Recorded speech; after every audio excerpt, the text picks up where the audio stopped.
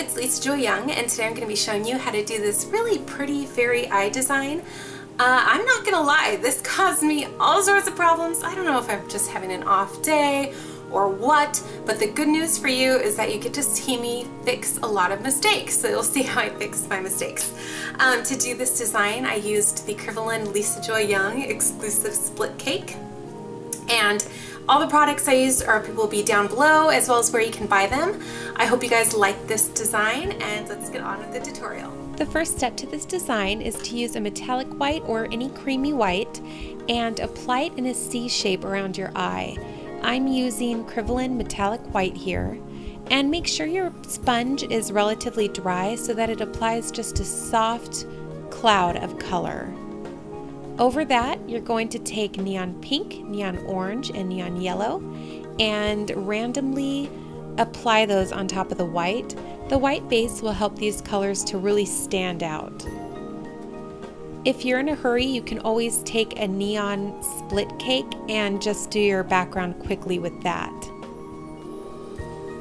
I have all three colors on my sponge, so I can easily flip it around and blend the colors together. Next, it's time to start on the fairy's body, and if you break this into steps, it's not as difficult as you would think.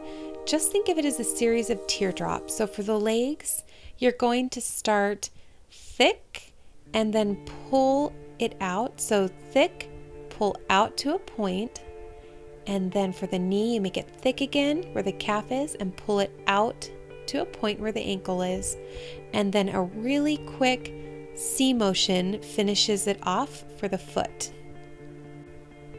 And remember, the fairy is small, so it doesn't have to be perfect.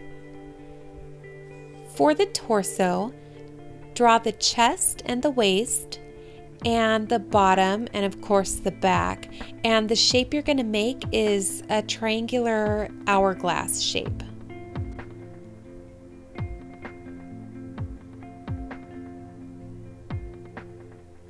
Draw a small line for the arm with a flick for the hand, and round off the top for the shoulders.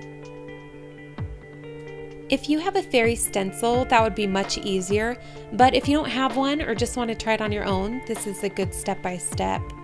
Now when you do the head, be careful you don't go too big. It's always better to start small. Mine was a bit too big, so I just quickly erased it with a wet wipe. Then I filled in the orange color again with the sponge, and I started the head again, but this time I started small. Just always start small because you can add on to it, but it's harder to erase it and start over. And make sure to add just a little bit of a point for the chin.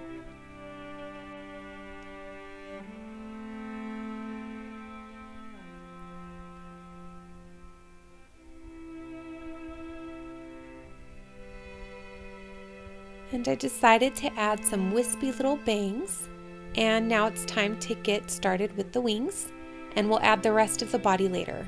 For this, I'm using the Lisa Joy Young orchid cake, and you're going to lead with the purple and pull down to get that purple striping. Make sure to wiggle your brush and then pull down on that purple edge. And when you leave the purple edge down, you'll get that cool color variation. Any spaces you can fill in with the blue edge. So pull, wiggle your brush, and pull in with the purple edge. And I really like how the different sections of wings help to give this design more detail and a more whimsical look.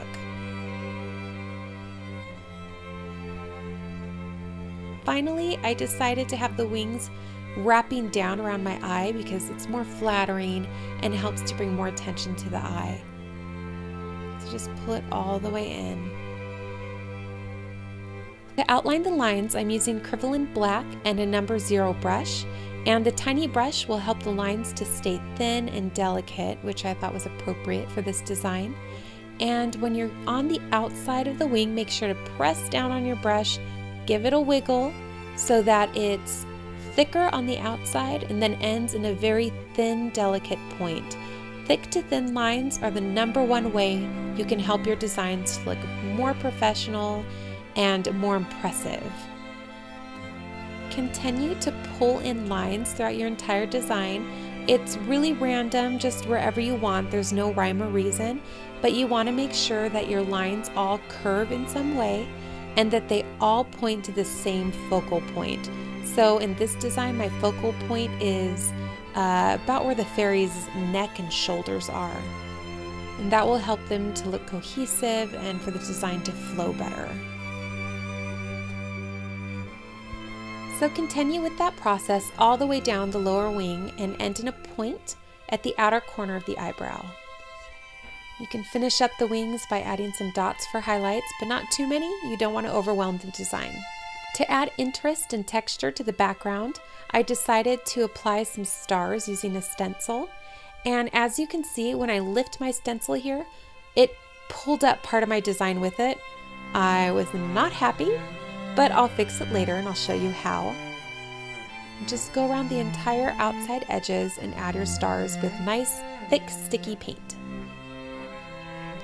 To fix the mess up, I just went over the teardrops with more white to fix them very quick. Add even more whimsy, I decided to put tendrils coming down from the wing.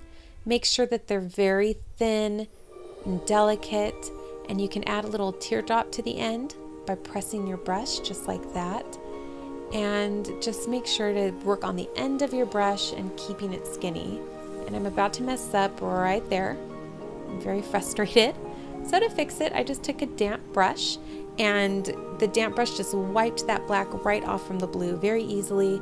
And then I also used it to clean up and smooth out any of the paint where the stencil had lifted the paint up. So that's a good trick to use for small mistakes. It won't work for large ones, but it's great for small ones. And of course, add some starburst to make everything even more magical. And finally finish with putting body glue in the middle of each starburst, and then add your rhinestones. But my rhinestone did not stick. Frustrating.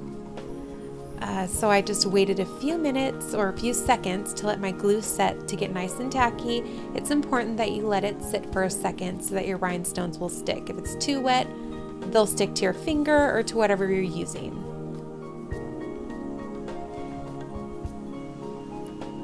And it's all done. I really hope that you guys like this. This is one of my favorite designs that I've done. It's just so pretty and delicate.